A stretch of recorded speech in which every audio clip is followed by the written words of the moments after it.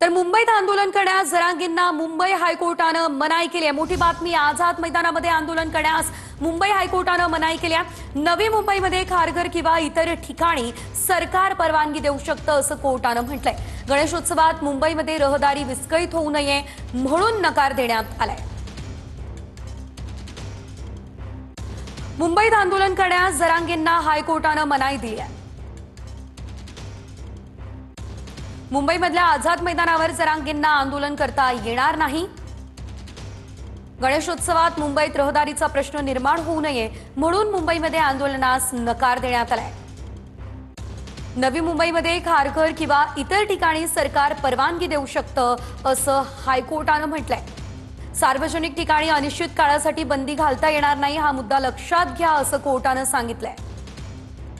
अधिकाऱ्यांच्या पूर्व परवानगीशिवाय निदर्शनं करता येत नाही असं देखील कोर्टानं या दरम्यान म्हटलंय। कोर्टाच्या मनाईनंतरही जरांगे मात्र मुंबईमध्ये जाण्यावरती ठाम आहेत। 27 तारखेला सकाळी 10 वाजता अंतरवालीमधून निघणार असं जरांगे म्हणाले। आम्ही मागे हटणार नाही अशी जरांगेंनी भूमिका घेतली आहे। 29 तारखेला आमरण उपोषणासाठी आझाद मैदानावर जाणार आहे। न्यायदेवतेवर आमचा विश्वास आणि आम्हाला न्याय मिळणारच असंही जरांगे या दरम्यान म्हणाले। आता असं जर सरकार करणार असलं तर मग ते इंग्रजाच्या काळात सुद्धा असं झालं नाही। इंग्रजाच्या काळात सुद्धा उपोषण झालेत, लोकशाही मार्गाने उपोषण झालेले आहेत। मग तर आता जिथे इंग्रजाची सत्ता सुद्धा नाही, सत्ताधाऱ्यांनी गोरगरिबांच्या भावनेशी इतकं खेळायला नाही पाहिजे आणि मराठ्यांचा सुद्धा संयम देवेंद्र फडणवीसांनी बघितला नाही पाहिजे। न्यायदेवतेचा जर राहिला विषय तर न्यायदेवतेवरती आमचा विश्वास आहे 100%। आम्हाला परवानगी मिळणार, न्यायदेवता न्याय देणार। कारण आम्ही काय करायला होत म्हणजे नाकारायचे कारण तर द्यावं लागतील तुम्हाला की या कारणामुळे आम्ही नाकारतोय तुम्हाला। आम्ही शांततेत तिथे यायलो, आमरण उपोषण करायलो, त्यामुळे न्यायदेवता 100% न्याय देणार। गेल्या वेळेस सुद्धा असंच केलं होतं आम्हाला, हे काय नवीन नाहीये, आताही तेच केलंय। पण आम्ही मुंबईत जाणार आहे। जर तरला नसतं, न्यायदेवता ही सगळ्यांसाठी, असा दुहेरी कायदा नाहीये।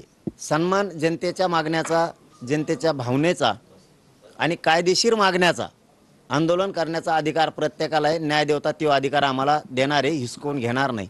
आमच्यावरती न्यायदेवता अन्याय करणार नाहीये। आम्हाला सुद्धा कायद्याच्या मार्गाने लढण्याचा अधिकार आहे, संविधानाने दिलेला अधिकार आहे। त्या अधिकाराप्रमाणे आम्ही लढणार आहेत आणि न्यायदेवता 100% न्याय देणार आणि आमचे वकील बांधव न्यायालयात जाणार। बघा, न्याय व्यवस्था ही अंतिम असते। इथली कायदा सुव्यवस्था आणि त्या संदर्भात जी काही याचिका झाली असेल त्याच्यावरती त्यांनी निर्णय दिलेला आहे। पण मला असं म्हणायचं आहे की लोकशाहीमध्ये लोकशाही मार्गाने आंदोलन करणं आणि कायदेशीर एखादी मागणी जर असेल तर आपल्या संविधानामध्ये तशा तरतुदी केलेल्या आहेत। त्यामुळं माननीय न्यायालयानं त्याचा विचार विमर्श करून ही भूमिका घेतली असेल। मी या भूमिकेचं स्वागत करतो। पण मी वारंवार सांगत आलो आहे की कायदेशीर मागणी करावी आणि लोकशाही मार्गाने आंदोलन करावं, ही आमची भूमिका आहे पहिल्या दिवसापासून।